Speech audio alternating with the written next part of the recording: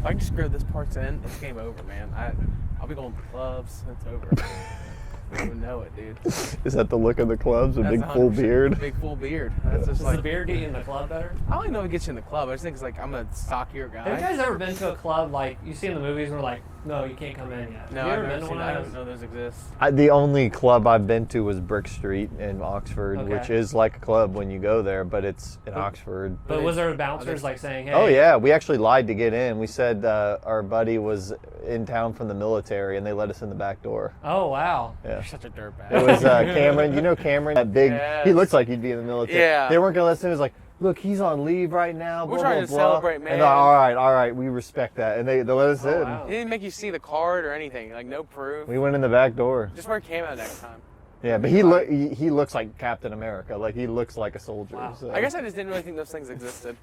What? Being honest with you. Well- The clubs that have like a bouncer. Well, I've been kind of trying because I don't go to clubs, but I've been trying to learn like in electronic music, like house music is like super popular, yeah, extremely popular, and I don't listen to it because I don't go to clubs and I don't know anything. But like for my class, I have to make an electronic song, and I was like, well, at first I wanted to make a house song, so like it's the most popular thing. I might as well learn how to do it. Yeah. And I went down like this YouTube hole of like people that is like their whole thing. Like they go to raves and that is all they do, Yeah. and they know all the different 80s subgenres. And I was like, man, I didn't know how deep some of this stuff goes. I feel like that but- kind of stuff's the king of like samples. Like they just pull samples and mix Yeah. it together and Well, they'll pull samples. That's definitely a big part of it. But like house beats and techno beats and trance beats, like they all have very different characteristics that I didn't know about. yeah, I wouldn't So know much welcome else. to an even cooler club that you're a part of, the DweeBros podcast.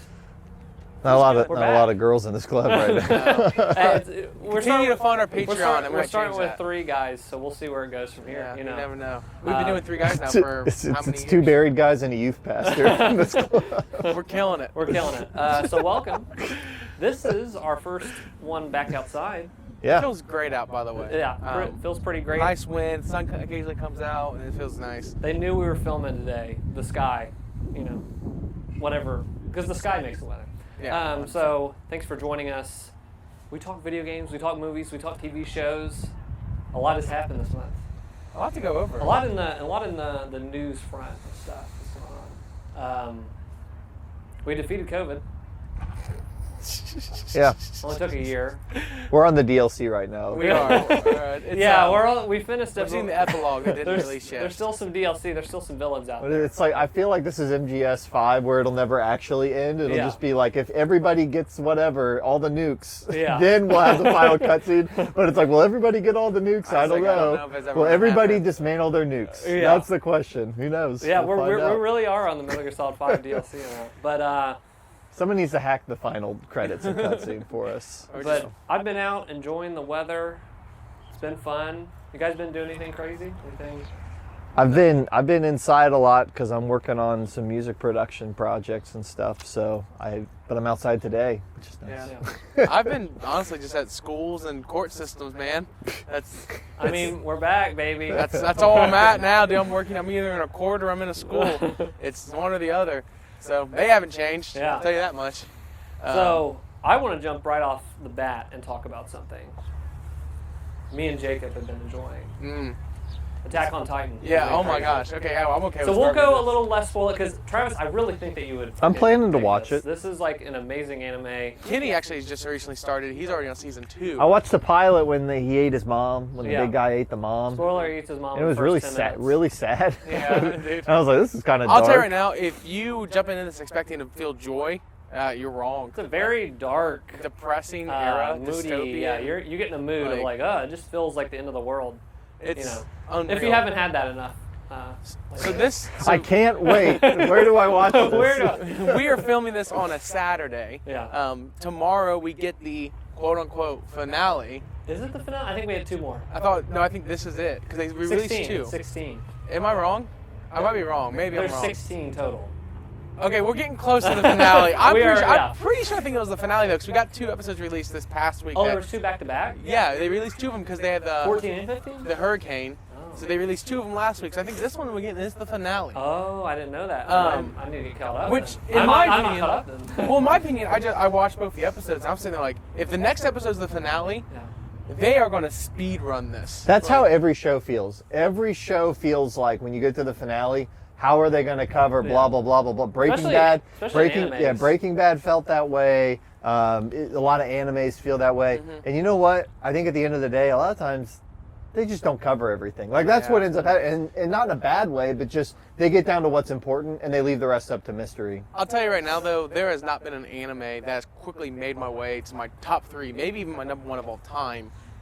It bounces between Naruto and that show. The reason I love Naruto is I got so invested in the characters, and I had a long time to get invested in the characters. Or in Attack on Titans, they don't give you that pleasure because they only give you 4 seasons. So that's why I think I love the show so much. It is so to the point. It does not. There's a zero filler. Not a zero filler exists in this. Very concise and trimmed.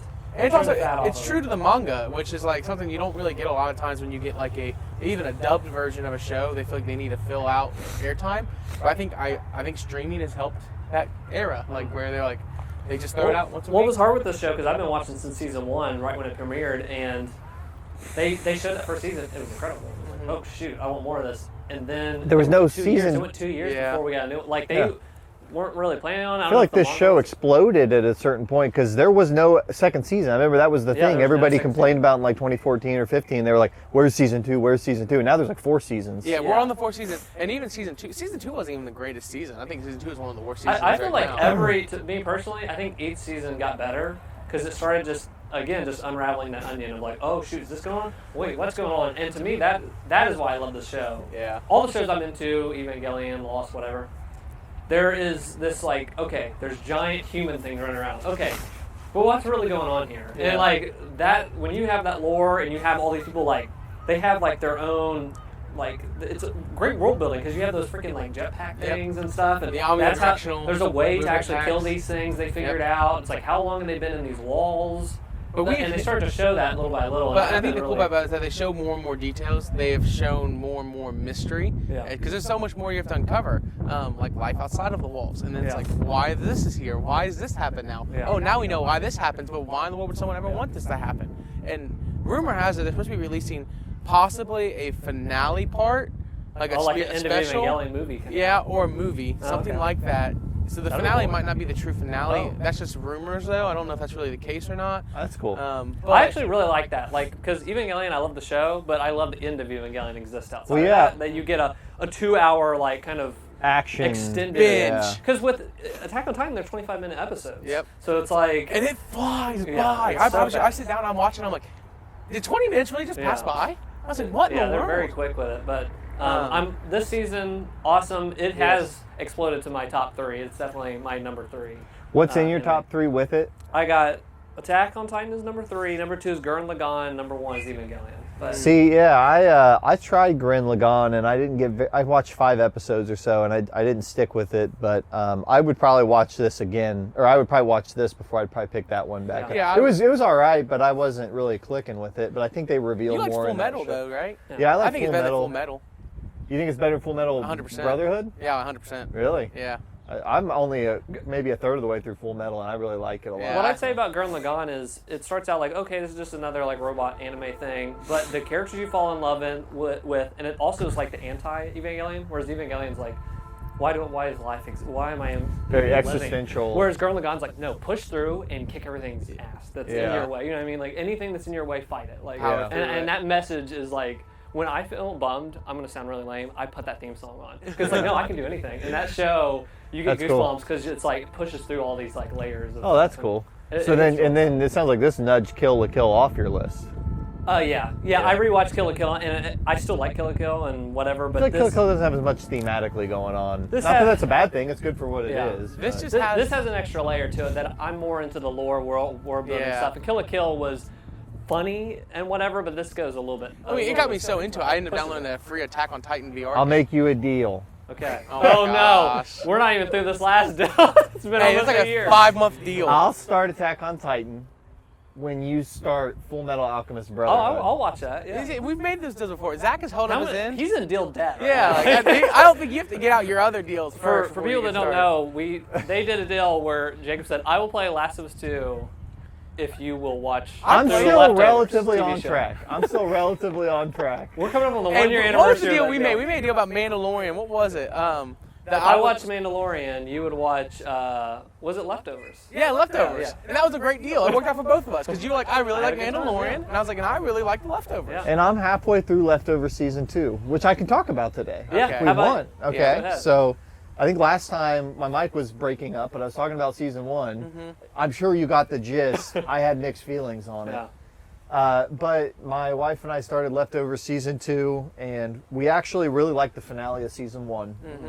Despite all the other stuff I didn't like, I thought the finale with like the cult went insane and the town went insane and all that.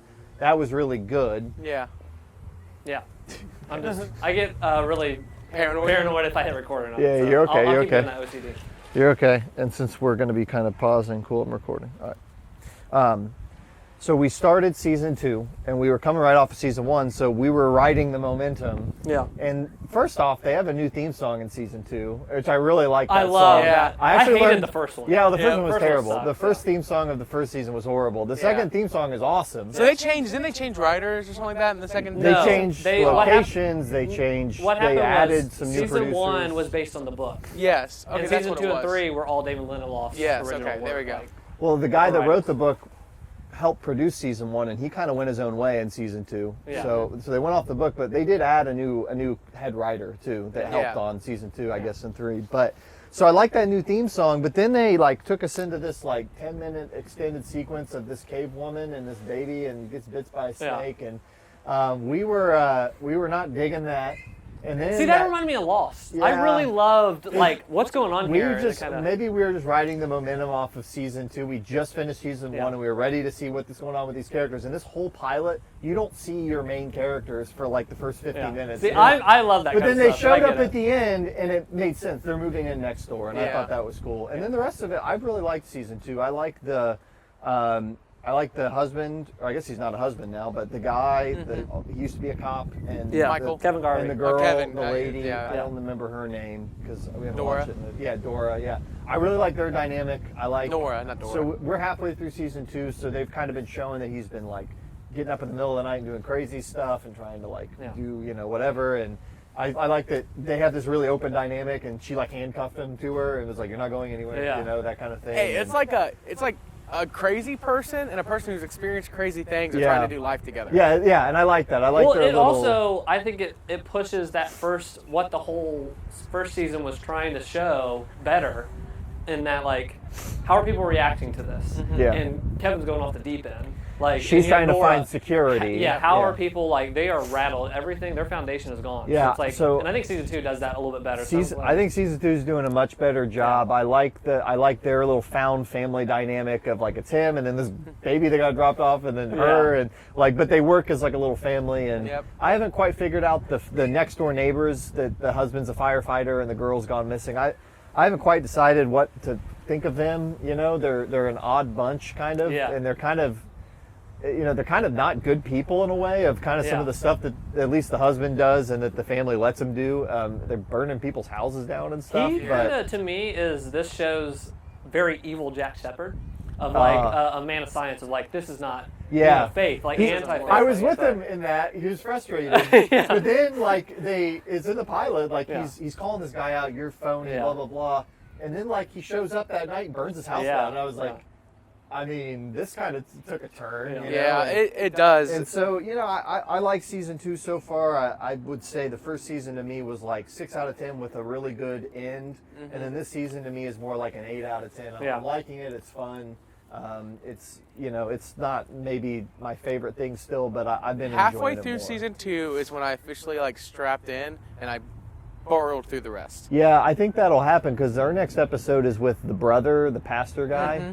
And I guess it's an episode fully about him and whatever brought him to the town and stuff. And I think that is might. Incredible. That's where I tell you. That's where I'm like I buckled up. I was like I have to finish this ride. Yeah. I hit the button. So I'm looking forward to getting that started and seeing kind of where this all goes. So. I'm glad you're making good of a 7-month deal, man. I'm glad we. He's gonna get through it. You know, Last of Us was a good game, but maybe we need to put in the fine print a time limit. Yeah, next time when we make a deal with Travis, he has interest. I said, I'll be honest. I said each month in the podcast I'll have finished the next season. Yeah. So I haven't finished season 2, but next podcast, the show will be finished.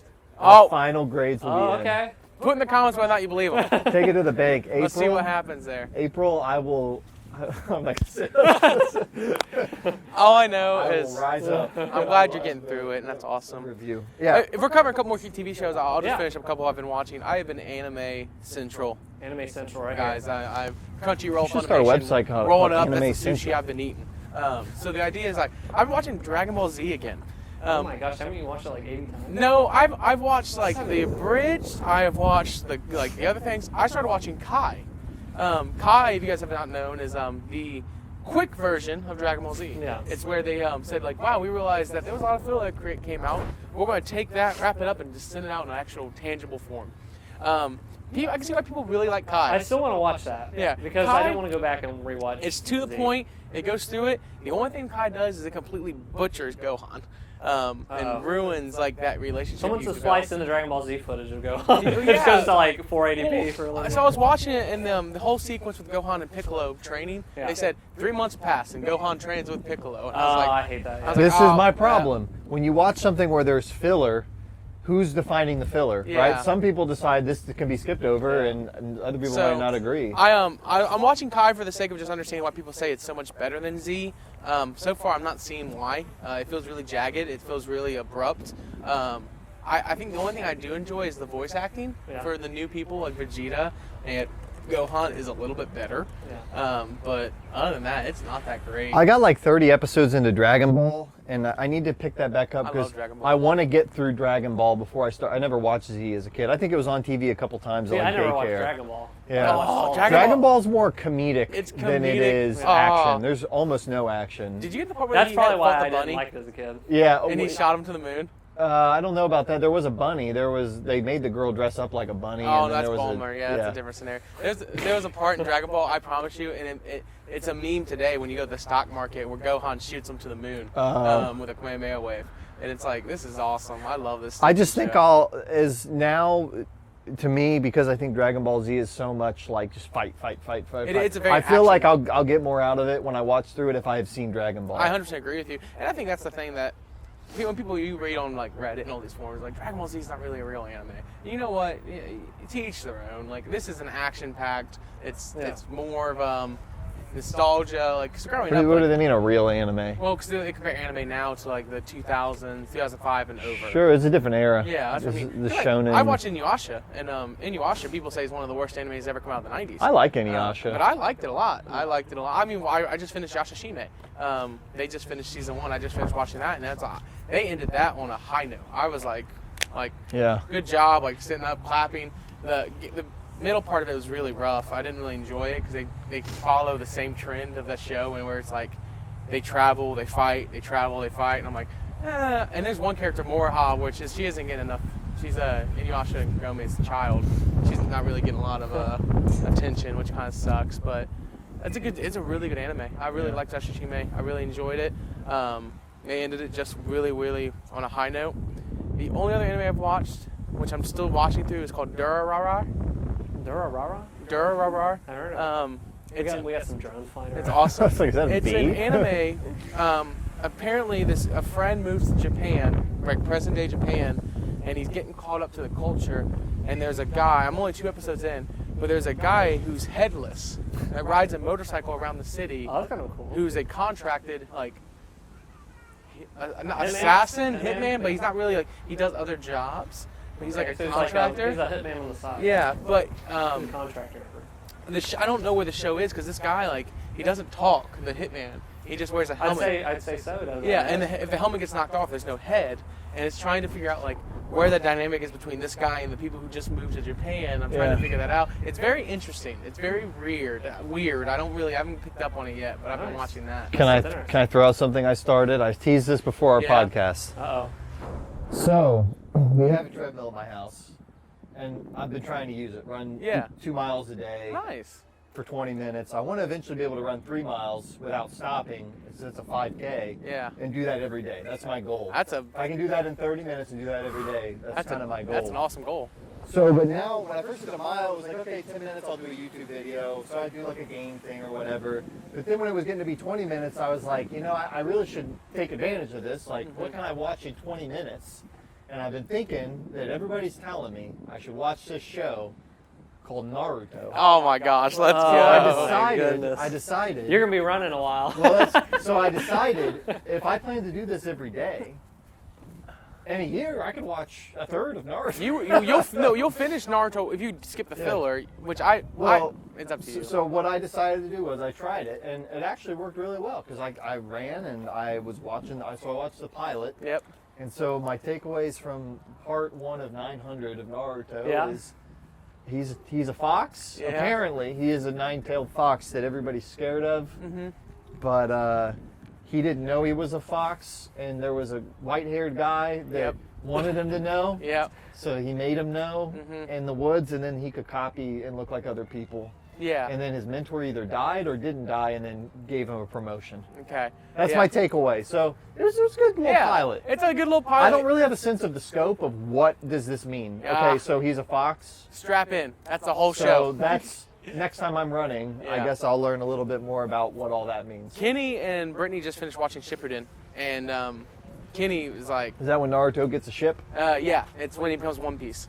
I mean, it's Kenny and them swear by. I love that anime. It's still for me like it's Attack on Titan, and that one bounces between the two. Yeah. But the only reason why is because Naruto's that type of anime where it's like it creates a loyal fan. It's like how do I put this? Dragon Ball Z, like you have the nostalgia factor, but it doesn't have great rewatchability. Yeah. Naruto has that rewatchability and it has the nostalgia factor in with the characters that you end up like. It was pleasant to run to because it's not very plot heavy. Like you don't have to really listen carefully, and like.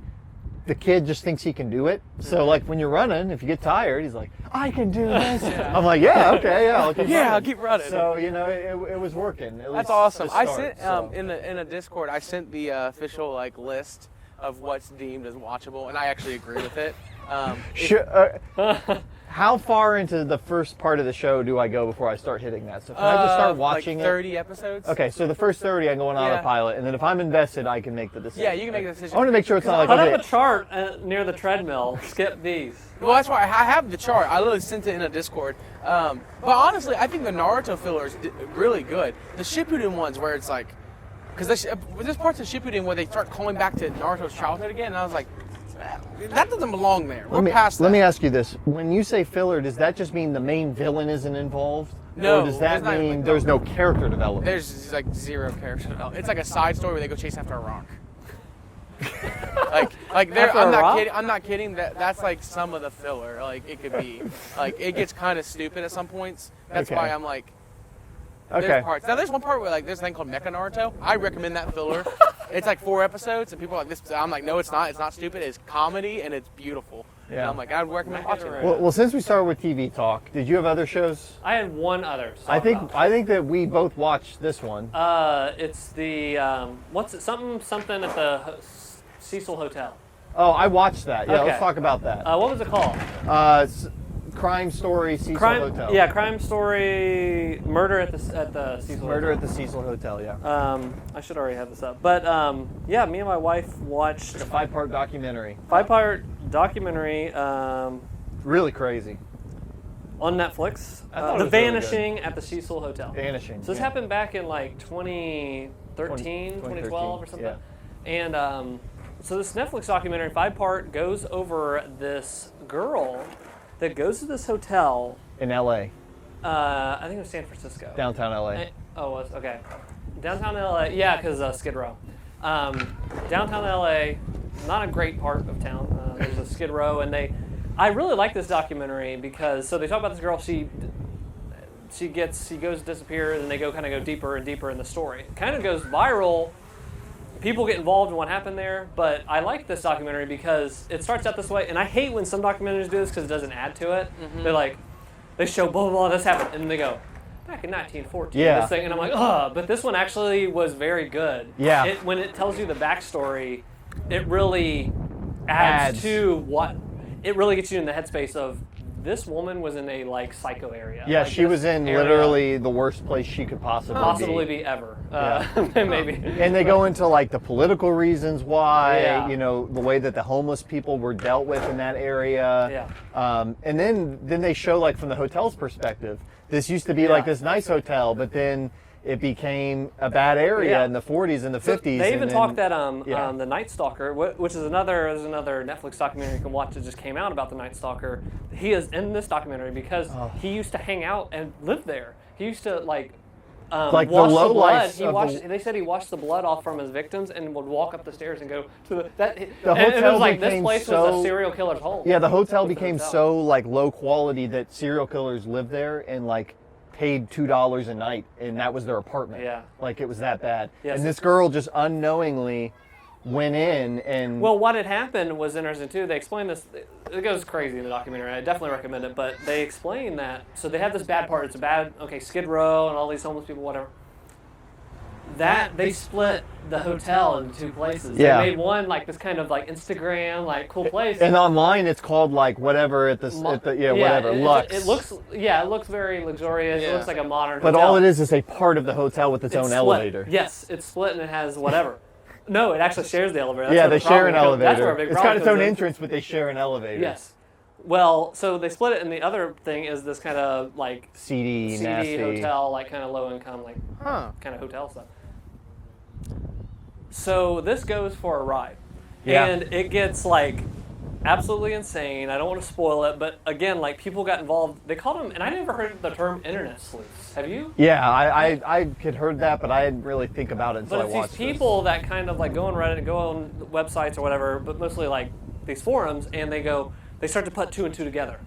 They'll get the security camera footage. Yes. They'll start looking at GPS stuff, and they will try to find. Yeah. They'll try to solve the crime from home. Yeah. Oh, okay. So, just as an overall premise, this girl goes there, disappears. They can't find her. Her family's looking for her, and they had security footage they released, and that's when all the people started dissecting this video. It's the creepiest thing. It's the creepiest footage ever. She comes in this elevator and she's like, she's being weird. Somebody's chasing and then her. she's like pressing all the buttons. The creepiest thing to And then me, she's doing weird stuff with her hands. Yeah, she's like her hands like she was possessed or something. Yeah, it looks so like she's unsettling. possessed or something. It's so unsettling, but it takes a weird. turn. I don't want to spoil anything. That's weird. It's weird. But That's weird. Okay, if you don't want to get spoiled, I do want to talk about one part. Yeah, go for it. Okay, spoiler alert. They end up finding the girl. They find her at the hotel after 30 days. She is on the roof. In the water tank. In the water tank. Dead? Naked, dead. So, what happened? But here's where there's two parts. This sounds very morbid. This was one of the funniest documentaries. Because this happens. Well, when they're talking about the hotel and they're getting you in the headspace, there was one part that I died laughing. Yeah, people died and people kept walking like someone died in that room, someone died in that room, someone died in that room, someone died in that room, and they kept doing it, and then they're like, tear the place down. We came in before, and people drug overdose, and there's killers and people fighting, and you have to call the cops every day. But then the hotel manager, is so naive. She's so on this earth. Like, yeah. She doesn't understand. She's like, I don't know why people are so negative about the hotel. So she's talking about this, but then she was like, she even agreed, like, yeah, there was crazy stuff happening. And then she said, we keep quoting this to my wife, this killed me. She goes, so it's back to back, we're laughing because of how crazy it got. And then she goes, one day I walked out and there just was a sniper. So we keep quoting when stuff's bad. It's like, I don't know what the problem was. There was just a sniper. Like when things are that bad, a sniper's in the hallway. Yeah. It was like some cop You're or like, whatever. yeah, we're done. It was some SWAT team thing. But that happened. But then the part that I was belly laughing, and my wife looked at me like I was a psychopath. They find the girl. But in them trying to find it, that whole case started blowing up in the media, whatever. There's a couple that came out of town. Oh. While they're looking for the girl, there's this couple from Europe, and they're just on vacation at this place. And they're like, when we came there, well, you would walk and your feet would stick to the floor, and it just was. And then we went, and it's like that was kind of nasty. But then we were kind of mad. But then we said, well, it's cheap. It's cheap for this area. And then stuff keeps going wrong. then what happened was we poured the water, and the water was all brown, and it was, it wasn't good. But, it was fine, and we drank it, and we did all this stuff. So then they're outside, they're even on the news media, and it's like, they find the girl, then they find the girl, and that same couple gets interviewed outside the hotel on a separate news broadcast during that time, and they're like, yeah, and we brushed our teeth, we drank it, we showered it, and I started belly laughing because they've already had a terrible experience. Yep. And then the fact that you drank this dead body water. Oh my gosh, all this stuff was going on, and I was belly laughing, and my wife looked at me like psychopath, but I was like, this is such an unfortunate series of events. Yeah. That's terrible. It was a crazy documentary. The internet sleuth stuff is weird because it's like they're trying to help, but some of them are almost borderline obsessed in a weird way. Mm-hmm. So there's that subplot. There's a subplot about that area and all that it's been through. Yeah. The girl herself, her story, not to spoil anything, is really tragic, but it's also really worth learning about what happened because it's something that it's kind of a surprise, but they kind of have solved it, I think, for the most part, what happened. Yes. And when you really learn about it, it's like, wow, it's not even just wrong place, wrong time. It's just crazy scenario. How the things, pile up in this scenario. The thing that was my biggest takeaway from that, though, is, and you got to watch the documentary because I can't really get into all of them, but they talk about this concept of confounding things that happen that are too crazy to be a coincidence. Yeah. And they touch on some things that these internet sleuths uncover that are galaxy brain, are we in a simulation? There's some things with a movie that was made 2 years prior that is 1-to-1 what actually happens. Yeah. And just in weird ways. Yeah. And then there's some weird stuff where certain grave sites are pinged to things on the internet in places not to go conspiracy, because I don't think it's a conspiracy, but watch that documentary and it will make you wonder why do certain things connect? It's too crazy for these things to connect. Yeah. It's really weird. So a lot of TV, man. Yeah. Yeah, lots of TV. That was a good documentary. And then what I was thinking is to round out the TV talk, because it seems like we watch more TV maybe than play games. Yeah. WandaVision. I don't think we talked about it last week. Yeah. And did you finish it? Yes. I really liked that show. It was really fun. It was the first Marvel show, and it was really, I think, pretty unique. The way that they did different eras of sitcoms throughout. Mm-hmm. Later in the show, it became more regular Marvel, kind of. And then I know for some people, Greg watched it, you watched. I know for some people it was kind of at times it felt a little inside, Marvel. If you hadn't watched all these movies, there were just certain things that would go over your head. And, but I really liked it. I thought that it was one of the more unique things that they made, and I thought it was really good. Most people who are watching this have watched everything else.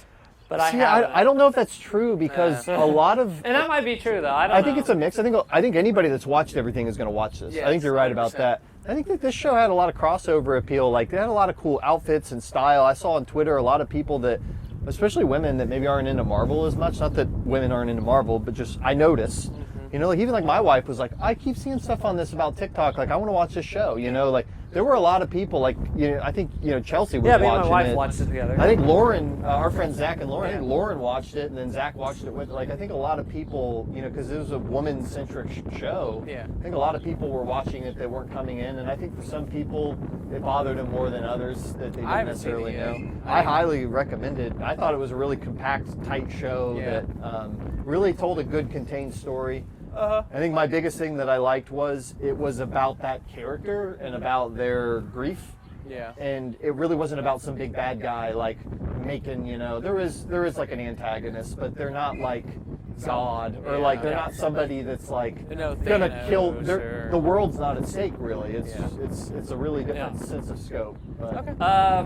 I came away not liking the show overall. I did enjoy those first couple episodes. I liked the concept of, the sitcom. I thought that was a cool gimmick. But like you said, it was it's a Marvel thing or whatever, which, again, I'm not really huge on Marvel stuff. Yeah. I like Infinity War. I like Endgame. But there was a lot of the stuff, and I'm not even knocking it because I think it's very cool what Marvel's been able to do. They have all these continuity stuff, which I love, but I just don't like the movies. But Infinity and Endgame, I even was watching the reactions to Endgame when somebody was filming in the theater, and I got goosebumps. And I don't even care. And I was like, those two movies are special because that was a special moment. And to me, like, keep doing this. So there was parts of this that felt like a wink and nod to the people that have seen that stuff. I'll even, like, without even spoiling it, they always have in-credit stuff. There's an in-credit stuff to this. And I remember going, yeah, it's that person. I didn't even know who it was. You know what I mean? Like, that pops up, and I'm going, oh, yeah, it's that person and that person. And my wife don't know. So, to me, it's like there's a lot of wink and nods that if you're already a Marvel person, check it out. Because I think this continues that continuity. But I'm not into all that stuff. But so, for me, that kind of dampened it, and then after they kind of showed their cards of what this was, I felt it just turned into a regular Marvel thing, and I checked out at that point. I think that's fair. I think why I ended up liking it the most was, even apart from the gimmick stuff, I really like Wanda's character and her and Vision.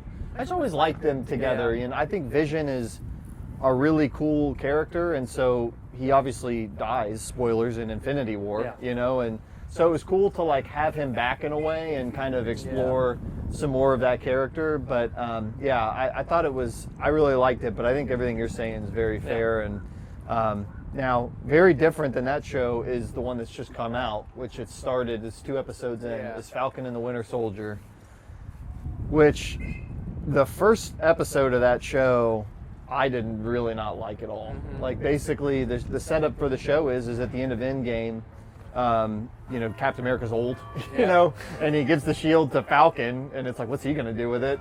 And so this show literally starts, and Falcon's like, here, Smithsonian, you can have the shield, like I'm not Captain America, basically. And then, so the pilot... Well, he probably gets it back. Well, it's interesting. I'll tell you a little bit about the first 2 episodes, because I think I'll tell you, the second episode has got me on board 100%. But the first episode, like, he gives up the shield, and like, Falcon's like in Louisiana, like with his sister, and they have like a fishing boat, and I'm like, what are we doing here? Forrest Gump level. Yeah, like it was, I was not feeling it. And then Bucky, who's the Winter Soldier, is like in he's with a psychiatrist because he's been pardoned, but he was an assassin for 60 years, mind controlled, and he like basically thinks he's not worth living, you know? So the first episode was just very slow. There's a lot of Falcon, a lot of Winter Soldier, and not a lot of and. They were not together the whole episode. So it's just kind of whatever. But at the end of the first episode, there's this twist where they're watching TV. They're in a TV show. No. They're watching TV. They're watching TV, and it's like this news report, and they're like, it's the president giving a speech. He's like, and we need a new Captain America. And a dude comes out with a shield and a new Captain America outfit, and there's a new Captain America. And he's like, he looks so like, he's got this big chin, and you're like, who is this guy? And then, so I was like, I don't know if I want to watch the show. At the end of the episode, I was like, there's some new guy, whatever, he looks like a whatever guy. But then this second episode, they went lost. And they basically started with this new guy, and they went into his story. And he's actually like a 20-year soldier from like Iraq, and like he fought in the special forces, and he really just wants to do the right thing for his country, and they basically recruit him to be that new symbol, but he doesn't have the super soldier sit. But now, so the show is, and they hid that all in the pre-production in the trailers, the show is now, they have to stop these like fascist people or whatever. I don't know what they are. They're actually not fascists, they're like communist people, whatever. It's like a political thing. We'll fix your mic so yes. They have to. Okay. There.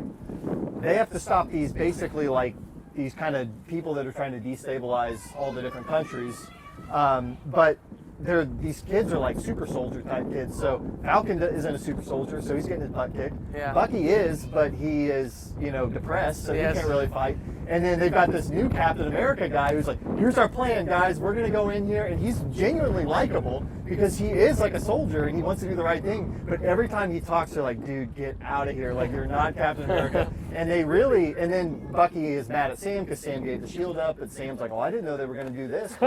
And so they have now, in the second episode, they redeemed it because they put this guy in the middle of the show that nobody wants, but he is likable. And so it's become this interesting dynamic of, I thought it was just going to be like a mascot kind of guy, but he's actually in the field fighting. He can throw the shield. He's faster than Captain America, but he's not a super soldier, so he's not as strong. And I'm really interested to see where they go because now it's this question. And so there's that whole layer, but they're also, because the main character is black, they're really doing a really interesting story about race with this also. they're like diving into like these black guys that got experimented on in the 50s, you know, that basically were Captain America, but then they put them all in jail like afterwards, you know, to basically hide them away from history. And first episode I didn't like, second episode I'm really liking, and it's only 6 episodes, so I'm going to watch it. But it's kind of like a sequel to Winter Soldier and Civil War, but Steve Rogers isn't in it. It's more focused on the other characters. Moving on from Steve Rogers. Yeah, but I like that they have this new Captain America guy that they hate him, but it's also like he's trying to do the right thing. But he also looks like he maybe has a dark side, so we'll kind of see. Cool. It's interesting. I mean, a lot of TVs. A lot of TV. TV is awesome. I can start with video games. I only have one. I have not played a lot of games. I've been more in media, other media. I've played Call of Duty Warzone probably more than I've ever played before. Just because of the point now, it's like I like Black Ops a lot, but I started to get really good at the game, and that's where I'm like I started to check out on it because it's just like it wasn't fun. Yeah. Like, I'm not trying to brag. I'm not trying to be a jerk. It's just like He's saying he's the best. I grew up playing these games. Like, first-person shooters come natural. Like, I played up Destiny, and we played PvP. Obviously, I didn't know the meta at the time, but I naturally you hold your own. I compete. Yeah, I'm using guns. I aren't even in the meta. I'm still competing. Like, it's just because I'm getting better at shooters. He's saying he's the best. No. Except for Quake 3 when we play Yeah, Alex. frick that game. That game's unreal. That game doesn't have a meta. That game's just stupid. Yeah, that game is stupid. Alex is just really good at the game. Yeah. Let's be honest. But at the end of the day, Warzone is its own little sweaty mess, and I think that's why I love about it more or less. It's just because, you know, it takes a lot to be able to manage like situations, and I think right now what I'm learning is I'm at the point now where if you walk into the game and you get like a kill, and you just start playing, you get one kill, you feel accomplished. It's like I feel like I did something. I don't think I was useless. Yeah. Because nothing's worse in the game when because you've played it. My least favorite thing about those games is where you stock up on all this stuff and you spend 5 minutes kind of doing it and tweaking, You get your first and then you get your firefight. first fight and you die, Yep. and it's like, Dang it, I lost that. Yeah, and so I've got the point now where like we have a plan, we do our plan, we get all the crap, and then we die. And then it's like, then we go, we all win our gulags, and then we go through the whole thing again. But then sometimes it's like we get really deep. So now me and my team I've been playing with, we consistently place in the top 10 every game. Nice. Which is good. It feels really good. It feels like we've gotten to the point where it's like we really have this down pat. I feel like I don't have a good game unless I get 5+ kills, which is awesome because I'm not like some turtle out in the middle of nowhere. But they're getting ready to nuke the whole game. They're getting ready to completely change it because Cold War, the new game, Call of Duty came out, and they're going to change the map. They're going to move on from the Modern Warfare feel and move more towards the Black Ops. I'm sure that'll go over well. No, people hate it. Did you see that they announced, or I don't know if it was official, but rumored or whatever it is, that the next Call of Duty World War II is called Venezuela or something? Yeah. Or I didn't see that. It's Call of Duty 2. It's a new take on World War II. That's Not their Venezuela. thing. I don't know. Some with V. It's not like They might be running out of ideas. the issue is like when you run with the concept of war. We need more wars. Is the problem. Yeah, that's the problem. You only have so many wars you can pick from, and unless they start going like completely backwards in the Revolutionary War. I feel like, and I understand why, because politically, you can't really go into these. I feel like Vietnam as a setting it's sad that we can't. I mean, it's sad what happened, but like it. Wasn't there a Call of Duty that wasn't Vietnam? Black Ops kind of hit on it, but it wasn't really anything because crazy. Vietnam is if you. I mean, we shouldn't have been in that war. He didn't and then the people got treated so bad, on both sides. Yeah. But like, it's such a cool setting. We need a good war. We need. There's just at the end of the day. We need like a war that's like good for World War II is pretty much the war that it's like no one's going to have any problem with putting this out. That's why it keeps that getting one, used. everyone, Germans, everybody Everybody Russians, agrees. everybody gets together and goes, this was fricked up. Yeah. This was crazy. That's why they keep But going that's back where to you look it. at like concepts like listen. Black Ops, where they go into the Cold War idea, and it's like, well, there wasn't really a war, but secretly, there was covert missions, and there were. Yeah. You have so many bubbles you can burst there. Like you have so much freedom there, and then you go to I the think it's Modern time. Warfare side. I'm just gonna say it. World War III. Maybe. Dude, Activision would be like cheer. Oh my God, if there Did was you see World War World War? III. Like Hey, start production. Let's go. Storyline. Let's at least get the models out. Yeah. Yeah, but at the end of the day, it's it's a Call of Duty game, and that's I think it's like you get used to Assassin's Creed, you get used to those games. This is a game where I'm like, people love it because it's a shooting game that it's really well polished and it's really good. I've had It's so much boots to fun the playing ground. with our group that I kind of want to do it every year. I want to get the new one every Yeah. year now. Well, I had a fun time it's like- playing. I love playing. I'll get on and play all the time. Like that's the thing. Like I have officially dived in the point where someone said I want to play Call of Duty, I would almost like drop what I could drop to go play it. because I just love it so much right now, which is not good. This has been my first one since Call of Duty Modern Warfare. Yeah, and it's a good one. Like me too. It's been a a long good time. Call of Duty. That's the thing. I hate there was one where I was like, Advanced Warfare, where you had jetpacks and you could like boost off of walls and jump and spin. And I was like, this is stupid. Like, Yeah. This isn't Call of Duty. Like, this is Destiny wannabe, like, but it's not good Destiny kind of crap.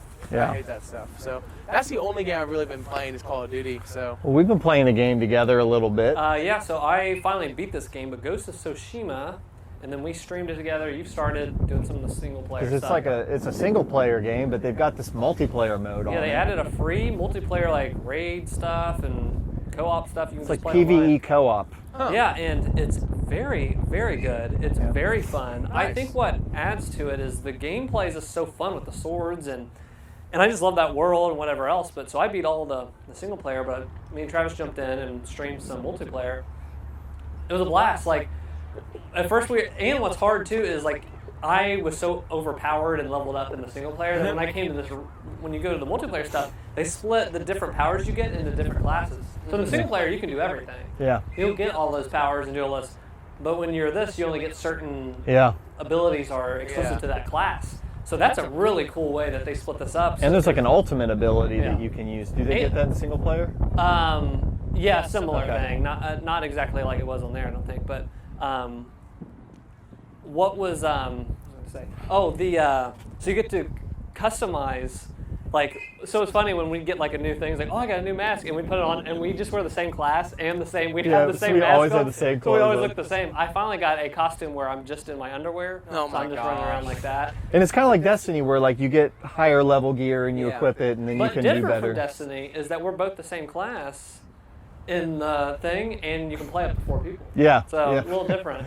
But we played through, there's 9 story missions, and each story mission you can play at 3 different difficulty levels with modifiers and bonus objectives. So we've been having a lot of fun with kind of all that. But we got through the 9 missions, and I think we're going to try to play at least one of our classes all the way up because they have a raid. But one of my favorite things that has happened in a long time, my head keeps flying up. One of my favorite things that's happened in maybe multiplayer. And I tried to record this. I didn't know. I double-clicked the thing. I don't know if it took a clip or not, but I tried to clip this. And I don't know if maybe you had to be there, but we were doing, there's a wave-based like zombies type thing where you're basically defending these territories, and you're moving up and up and up, higher and higher levels. But the first time we tried to do it, we spawned in with these 2 guys, and you do the little beginning, and then the first wave, like you have to defend these 3 different places, like the ship, the cliff, and the beach. Well, it says there's people attacking the ship, but there was nobody coming. So yeah, we get one wave done, and they're like, "Go to the ship," and we go to the ship, and nobody's coming. Nobody's there. We can't figure it out. We look farther up the beach. Are they whatever? Are they still coming? Yeah. And it was glitched out. Yeah. And like, we finally, we went up the beach. And we're like, "Oh, they're over here," so we went over there, and we tried attacking them, and they would immediately get their health back, but they'd just be standing. Yeah, there were these enemies that were glitched out. So what happened was, we were attacking them, trying to do it. I was like, crap. And when we noticed that, the 2 other guys that at that point was trying to attack him and noticed it at the same time. All 4 of us. And one of the guys went up. Yep. And we didn't know you could do this in game yet, but you get a flute in the game that you can play. You can pull out and on the touchpad just play it. So he got up on the rock, and in front of us all went. Played this sad music. So then me and Travis both got there. We all went up there and we just all walked. And all 4 of us, without talking, started playing our flutes and walking. Yeah. And then we did a procession down from the rock into the beach, and we all walked into the ocean playing our flutes. And then we walked to the edge of the map, and we all died. Yeah, because it goes too far in them. But I was in tears because we were in circles, going in circles, almost playing a funeral for the game. Yeah. The match was killed. The match had died. So that's hilarious. I tried to clip that. I'll put that in right now. You'll already see it. It was so good. But I will say, I think we've been talking about this game is great. You would love the gameplay, and the co-op is so much fun. It's so addicting. It's so fun. You get to level up stuff. It's quick. Oh, it's great. I want to get a full group in there. Yeah. But Ghost of Tsushima is good. There was another game. I started playing Yakuza 0. Yeah. I think I'm 8 hours into that. Although I'm only like on chapter 3. I don't know. I'm not very far, and I guess maybe because I've been trying to do a little bit of each mini game as I go through, but I might stop because I read online people were like, this takes 30 to 100 hours depending on how much time you spend on Mini random games. stuff. Yeah. So I was like, I don't know if I have 100 hours. It took me about 30. Because I didn't do all the tons of minigame stuff. Though. Yeah, when I see a minigame, I'll hop into it and I'll do it for a few seconds. That's Travis's issue. He gets distracted to things. Yeah, yes, I do. But Yakuza 0, I will say, I really like the game. I love it's this kind of crime mob vibe, and your main character leaves. This is my first game in the series. He leaves the gang, which is an awesome sequence where like you fight through. Almost reminded me of The Raid at points, where like you'd be in a room and there's like. The first time it really launches you into combat, you're in a room and there's like 14 mobsters in the room and it's a cutscene, and then you start fighting them and it's literally 14 people are all trying to kill you in this boardroom. So I like that. I will say the game is different than I thought it would be because I've never watched these before, and so I thought it was more like a GTA style where like you can punch or you can shoot guns, and like I didn't expect it to be like it's truly I guess like a beat 'em up game, which I've never played those. So when it first went into combat, I was like, this is not what I thought it was. But they grab give bikes. you Just grab bikes. Yeah. Well, then they give you different things you can do, so you can pick stuff up and like swing it around. And then there's this really weird like weaselly guy that will meet you in an alley and like try to teach you new moves. That's sketchy. So you know it's a cool game, and I like the gameplay well enough.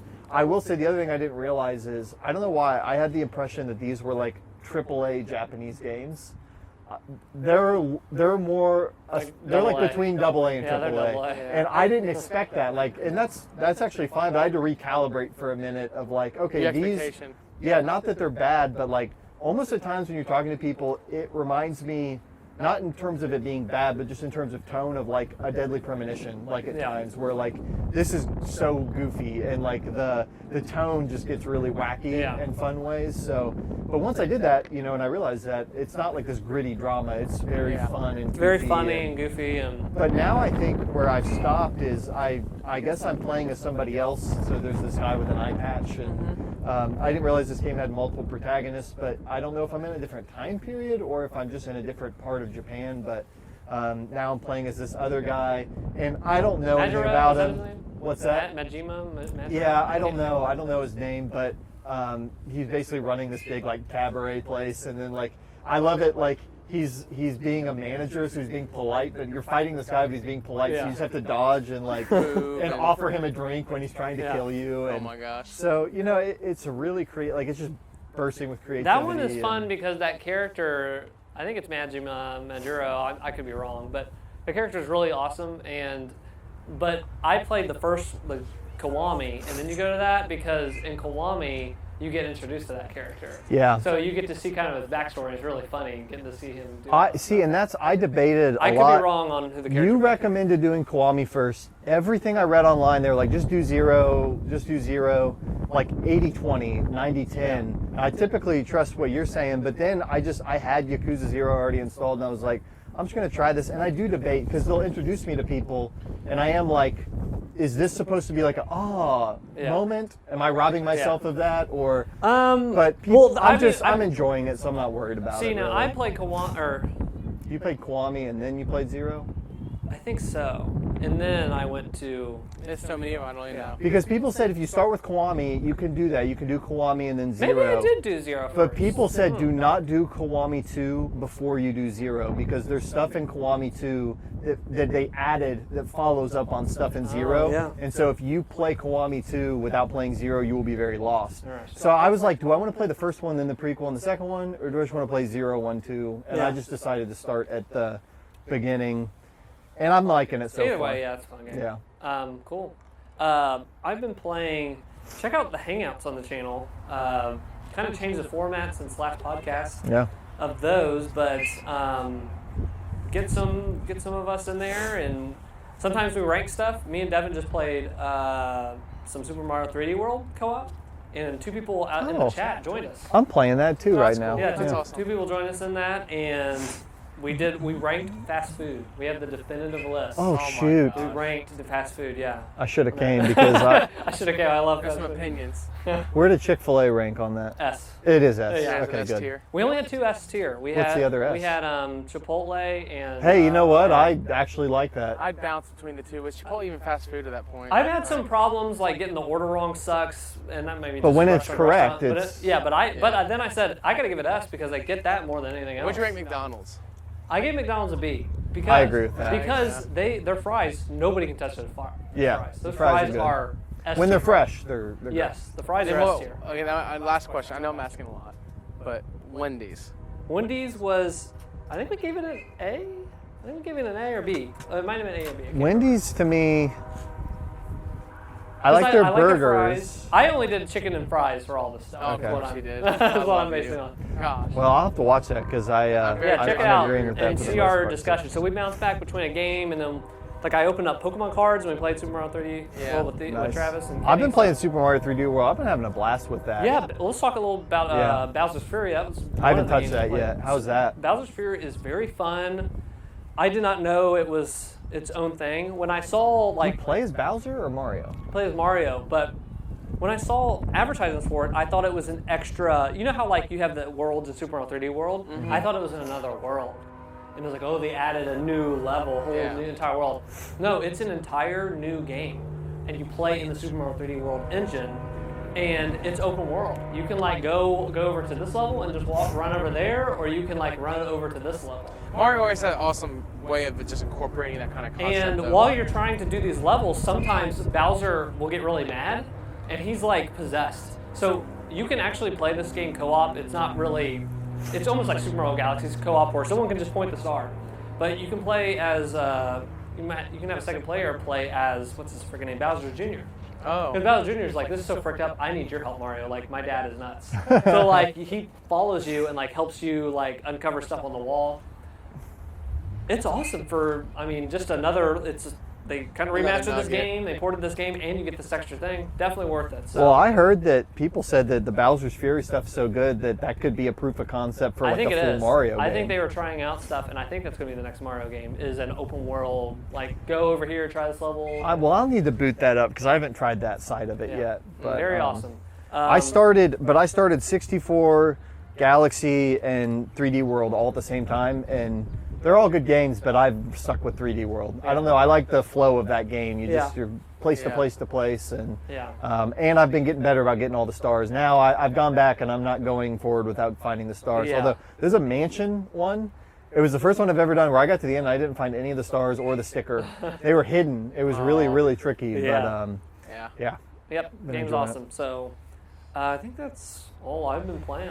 Yeah, games have been kind of dry this month, guys. I don't know why. I just think it's more or less been. Well, new games are coming. Maybe that's why. I'll tell you right now. I do have one pet peeve, and I will admit it. I called it. If you go back to watch our previous podcast, Called it. No dramas. Modern console releases are the dumbest thing to ever happen, and my PS5 is literally just a freaking streaming machine right now. It's really ticking me off. There's Ratchet and Clank and stuff, but it's just like first year of a console is always this way. Always this way. And I am enjoying the break, to be honest with you. I I'm would able to say catch this up is on going to be stuff. better than the PS4s because we have Ratchet and Clank. There's coming. good stuff on the horizon. We've got Nier Replicants coming. I get it, and I'm not arguing anything. It's just like when you sit there and you're like, yeah, you're powerful. I wish I could use you. Play Ghost of Tsushima. I would. It's like a cross kind of It's like game. 60 FPS, 4K. It looks amazing. I think that's why I'm not bothered as much as when I had the PS4. I was like, I felt like you. I was like, where are the freaking games? Well, it wasn't backwards compatible. Yeah, and it wasn't. Yeah, you're right. It wasn't backwards compatible. So now that like Ghost of Tsushima came out, I was playing that. I've been playing the stuff that's been coming out PS Plus. Has been really good. They just also did a play at home bonus. Yeah, I At least like saw 6 that. games. And like 6 free. I don't want to check out Subnautica. People say Subnautica, that game is people great. love that game. I have it on PC. Res Infinite VR, Paper Beast were 2 VR games I always want to check out, and it's like it's free. I get it. Awesome. I get it. I'm glad you're giving me a free game. I think they're giving it to you because they don't have other games quite ready yet. Get out of here. I'm just being honest. But maybe I think they're feeling a little bit of pressure to keep up with Xbox in terms of just giving stuff out for free. Well, speaking of Xbox, let's talk about the idea that real quick. They've decided to change the model. Guys, no longer is Xbox Live a thing. Yeah, it's gone. Welcome to Xbox Network. It's now their levels are Xbox Network, Xbox Live Gold, which is still a thing, and So they didn't change Xbox that Game name. Pass Ultimate. Yeah, that's the names. Is Xbox Network. They didn't rename Xbox Live Gold. Xbox, No, you it's have great Xbox ideas, Network, you have terrible Xbox execution. Live Gold, and Xbox Game Pass Ultimate. They didn't rename it Xbox Network Gold? No. No.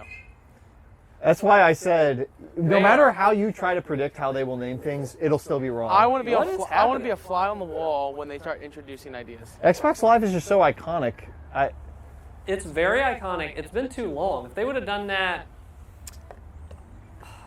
even in For the Xbox, 360 even in the or the- Xbox One, I might have given them a pass. But like Xbox, It's just Series, like whatever I it's don't. at. I just was like, why? I guess I just said why. Well, I Like, think what they're trying to do is, because remember they tried to like double the price of something at one point. I think what they want to do eventually is they want to roll Live Gold, basically paid game multiplayer and Game Pass. I think they want to roll it into one thing. I think that's what makes sense eventually is Yeah. having that, right?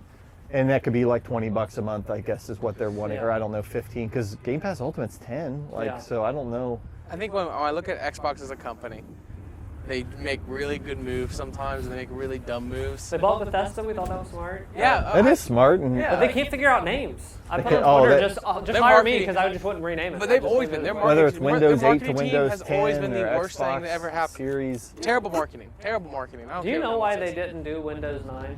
Didn't they say it was like 2 updates in one or something? That was what the PR came out and said. The real reason, because people, when I was a software developer at the time, and me and the people there were like, we have to figure this out. And eventually, people started digging or whatever.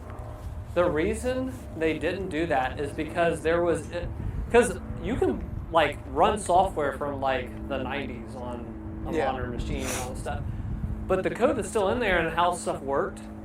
They were afraid because the way they coded some things back in the day, it would check like, does it have Windows 9? And the way that those checks were was if it had a 9, they only did that, which would catch the Windows 9 90s. thing, and it would run it like a Windows 9, like 95 or whatever Oh else. my god. Because remember, it went to 2000 and XP. Sometimes they So check hey, that. we're not gonna have Windows 19. It's gonna be Windows 20. Yeah. That's what you're telling me. well, is that why they named it the Xbox One? Because the Xbox 720 would, yeah.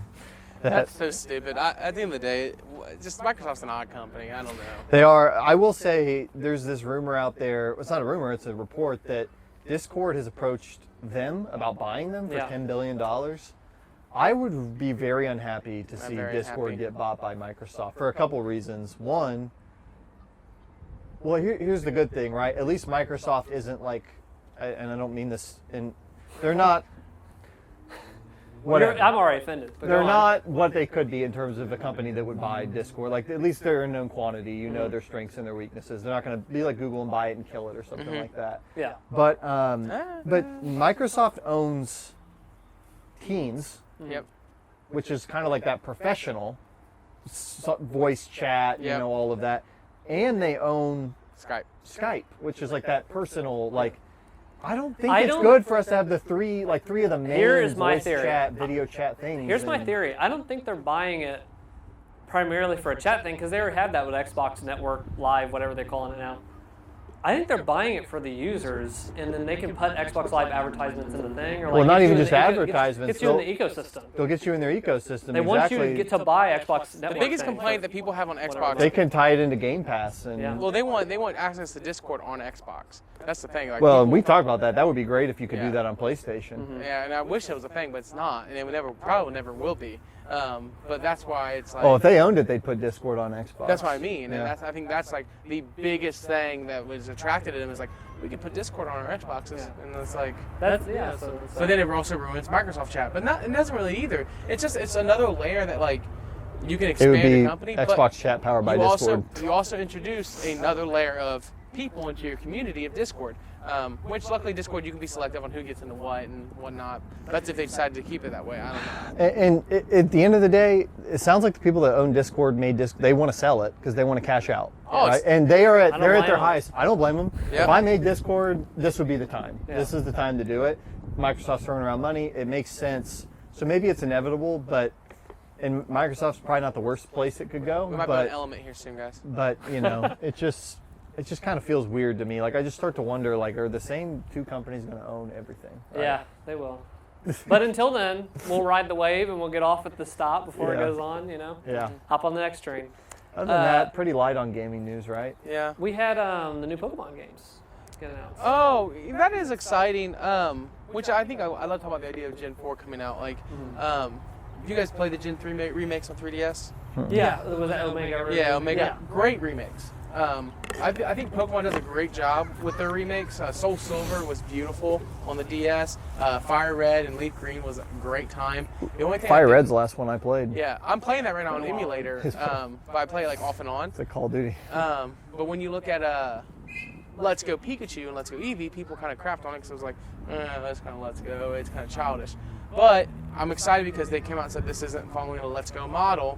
Instead, they're just updating everything, making it look cleaner, but also bringing in like the modern day Pokemon, modern day textures, the stuff that I really, really enjoy. And let's be honest, the Pokemon in Gen 4 are some of my favorite Pokemon. So I think like for me, it's like I'm getting Chimchar again. And I was seeing people crap on the remake because there are two styles of remakes. There are the Omega Ruby, Let's Go kind, where it's just like graphical. It's very updated. Yeah. It's the same world. You're going to the same towns and stuff, but it's updated. This one keeps that linear style. This is very like a new touch of paint, and it's like 3D models in the 2D. Kind of like it was a Link.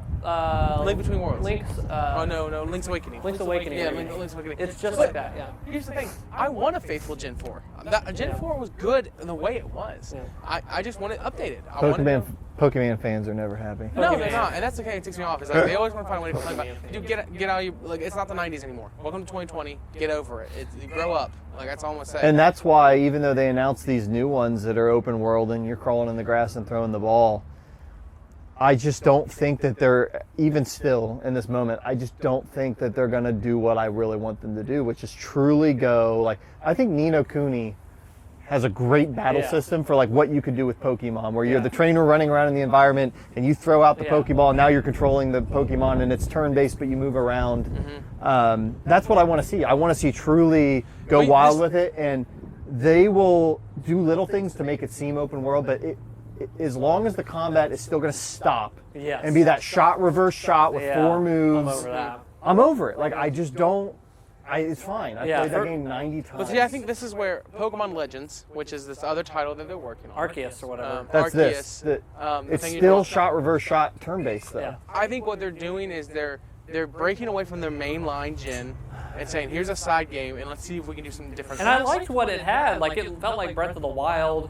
I will say... Until the combat started. Yeah, until the combat started, and then it seemed like the same thing we've had. I wish that they had... go all out. I liked them rolling and throwing the Pokeball. I love that. Like, that's more real time. Do what Final Fantasy VII Remake did. Like, you have a you more can remake, take the same core mechanics, but make them work in it. Yeah, Final Fantasy VII Remake's perfect example. Have them, like... But you also have to understand have Squirtle, like, their do a core Squirtle that they're thing. appealing to is within that 10 to 15-year-old demographic who play Pokemon, who, like, hey, they're not playing Final Fantasy VII Remakes. They're not playing Ni no Kuni.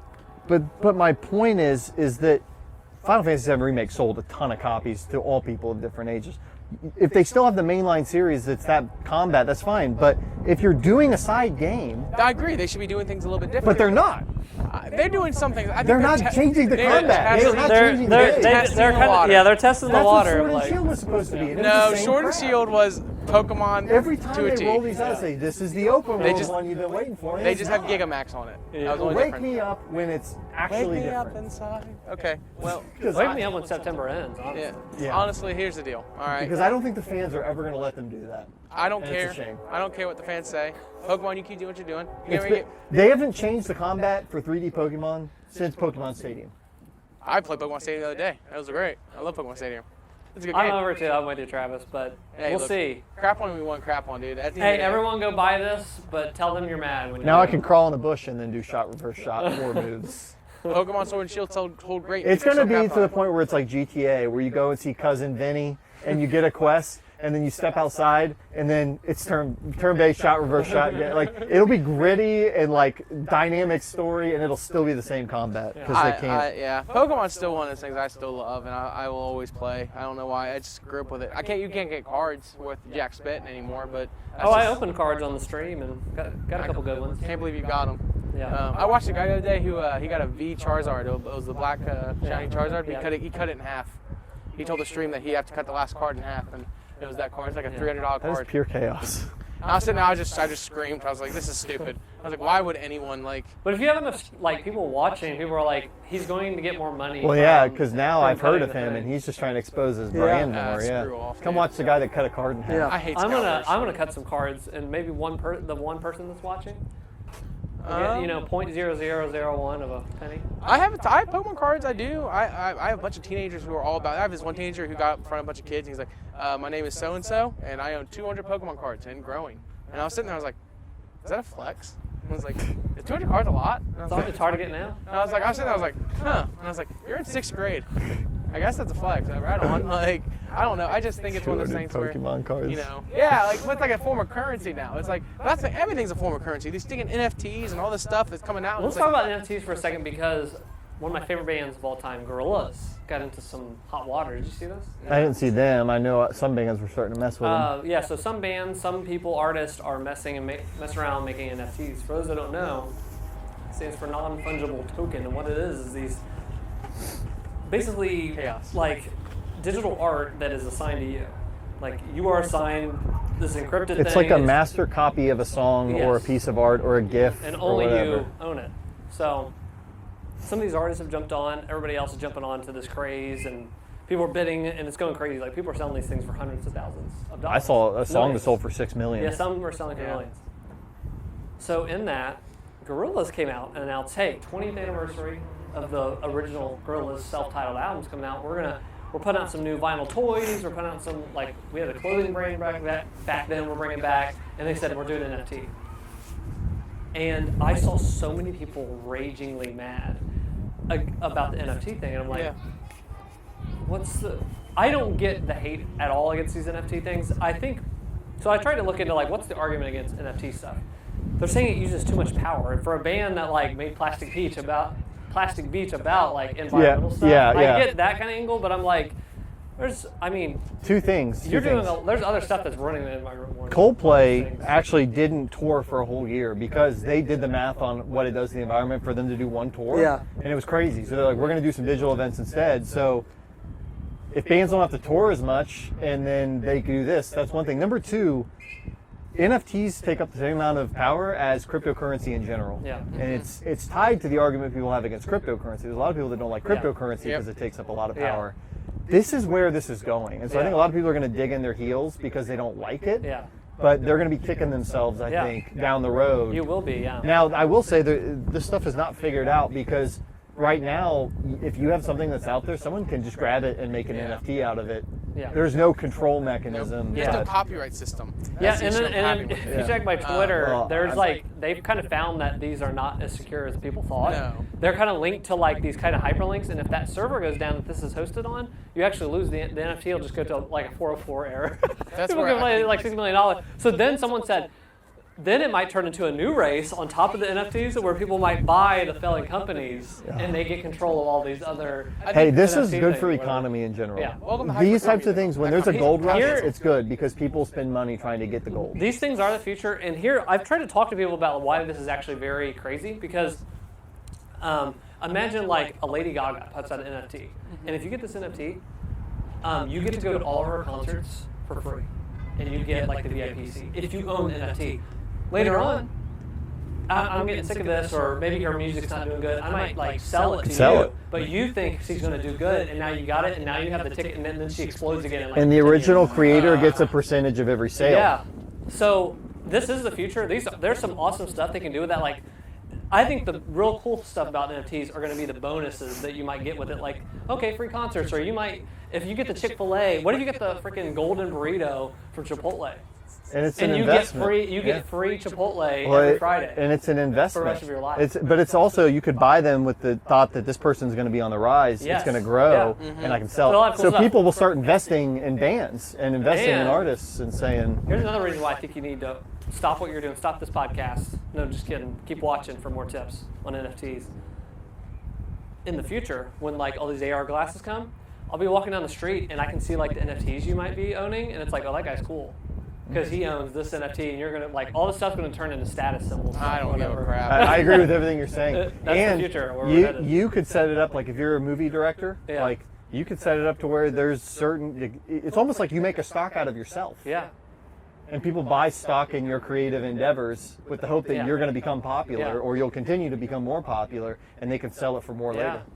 So then you have to decide as a director at some point, how many NFTs do I want out there that are like credits of my, because you might want just a few, or you might want to proliferate and make a lot. Yeah. Well, look, at the end of the day. But then it's like stock splitting, you know, like we're not financial basically it's going to erode institutions, and it's going to be more individual people. You spend the money, what I'll you put deem that is at the best. bottom. We're not financial advisors. I recommend cryptos if you want to follow me on Twitter. We should make an NFT for dweebs. Oh, shit. Oh my God, we should make an NFT for Dweebo. Right. And then if you own one of the NFTs, you can be, you can be on the podcast. You can join on one podcast a year, and we'll send you every 6 months. You'll get a crate of one of our belongings. Yeah. It'd be a special crate. That I think this stuff is good because in the digital world, artists, they have no hope right now. It's sign up for Spotify and get a fraction of a cent for each play. Like, it's I'm for NFTs. I don't understand them enough. I just buy crypto. It's a crypto for an artistic. See, this is where instead of Dogecoin, it's for this song. You ready for this? It all around involves blockchain. And so, as long as blockchain becomes more and more relevant, it's good for you because your overall portfolio grows. Yeah, I know. I love blockchain. I'm a big supporter of blockchain. I'm a big supporter on transparency through and through. Every dollar is being spent should be seen. It should be transparent. So blockchain helps promote that and helps show that off. And if NFT is able to promote that even more, I don't care as long as Ethereum goes up to the moon. Yeah. I'm going to make as many NFTs as possible and just hope one of them somebody buys. It's you and smiling. It's different pictures of you smiling and frowning and your well, cat. but here's the thing, and people were talking about this. Sad Travis. A lot of the earliest NFTs were of memes. Yeah. Because you never know when something is going to take off as a meme. Yeah. If you get one out there that then somebody wants to own the original copy of that meme. Like, something could blow up, and then you could have something that every time it's sold, you make money. Yeah. Yeah, I mean, that'd be... So look through your pictures and see if you have something that could be... If I have an NFT and it's getting used, do I get copyright pay? People were making NFTs out of tweets that were popular. Yeah. Who knows? Jack Dorsey, his first tweet ever, which is the first tweet on Twitter or whatever, went for like $1 million. I think it had to go for some millions of dollars or whatever. Because now you own that tweet. That tweet. Well, it's crazy. So there's our crypto talk for this part of the podcast. They did show one last on the gaming stuff was they showed the PSVR 2 controller. Yeah, which Sony has a weird way of announcing stuff. They have like a full like stream stuff and it shows this stuff. They like showing little parts out. The PSVR they just kind of put out in an article. They're going to show you next the cord that they're using. I don't know. We'll see. I might be doing a PC VR for my next VR. I've been doing research trying to decide if I'm moving on from my Oculus or not. Still use my Oculus quite regularly. I've recently been watching YouTube videos in it because they've been doing they did an update to it where now it gives you a curved perspective. Oh, that's cool. So I've been sitting back like in my chair, gaming chair, and just like laying down. That's awesome. This is cool. And I'm like, VR is just such a neat concept, and it's so ever evolving. So with Paper Beast and that Res one is another VR game. I have loved the PSVR since I've got it. Yeah, but it's starting to show that it's aged. It is. And I love the look of these new controllers. It can track the fingers now. They're going to do some finger tracking. That's good. And what's really cool about it is those controllers are using the technology that they learned to use with the PS5. Yeah. The haptic stuff, which is amazing. So it's like that pair with VR is like, oh, give me this thing. So, I think that's the next big thing. Oculus, I use a lot of Oculus products, but they have those cameras, and they recently came out with the beta with hand tracking just the hands though. Yeah. Controller. And the cameras are focused on your hands, and they just track them from where you're is.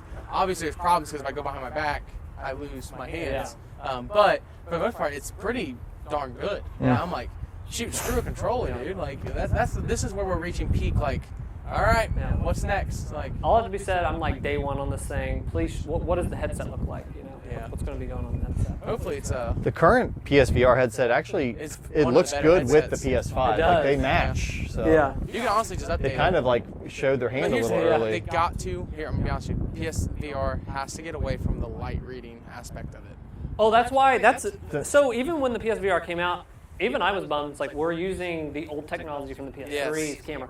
They moved on from that. These new controllers are just the finger tracking is all updated. So Yeah, give me that. Now that we have that. Resolution is my biggest thing. Yeah. No excuse. They have to at least push out 1080p. My biggest thing with the PSVR has been the library of like, Yeah, I the love games are Moss, great. I love that freaking Destiny or whatever from like all these cool experiences I Refresh had rate. are like really exciting and You- really good. There's no excuse. We can't be sitting here on 50, 60 hertz. Like Yeah. any refresh rate. I think they'll up it. I'll take 720p as long as I have a higher refresh rate. It's got to feel more I natural. expect 1080p, 90 Yeah, frames. no, I expect PS5 that. should be able to push that too. Yeah, no, I 100% agree. My argument is like, the refresh rate on the PSVR was so low that it was sometimes a little jarring. That's why games like Moss was able to be so good, because you don't need a high refresh rate to enjoy that game. It's very linear. But anytime you play any game that was past like maybe any type of action or any type of major movement, it felt jarring at times because it just wasn't natural to the eyes. I never had a problem with that, but Yeah, I had a lower refresh rate. I guess I've played a little too much VR. Maybe I don't know. You become a connoisseur. You kind of I have owned multiple VR headsets, so I would say this. I always find a way just trading and buying new ones. So yeah, I'm excited for it. I think it's gonna be good. I'm hopeful. Yeah. That's all I can really say. Cool. Anything else we didn't cover? I think That's it. I think we're That's it. golden. Big month. big month. A lot of media, a lot of things we've enjoyed in a lot of different ways. Yeah. But as always, it's always fun to be able to sit here and reflect on the month, and also be able to do it in person and outside again. Yeah, we're back outside. Yeah, Hope to be back outside, more regularly. enjoying the outdoors. So, which NFTs do you own? Let us know in the comments. Will Travis actually make good on his bets? Will Travis make it on his bed? Find out in the next episode of the DweeBros podcast. Just a dragon ball Z. It's a good show. Good show. Good show. Check out the Twitter if you haven't already. DweeBoYT when we go live, doing hangouts, when podcasts go up, all that fun stuff. Everything else that we're doing in between. Go for it. Yeah, go for it. All that fun stuff. But until next time, thank you for watching. Goodbye.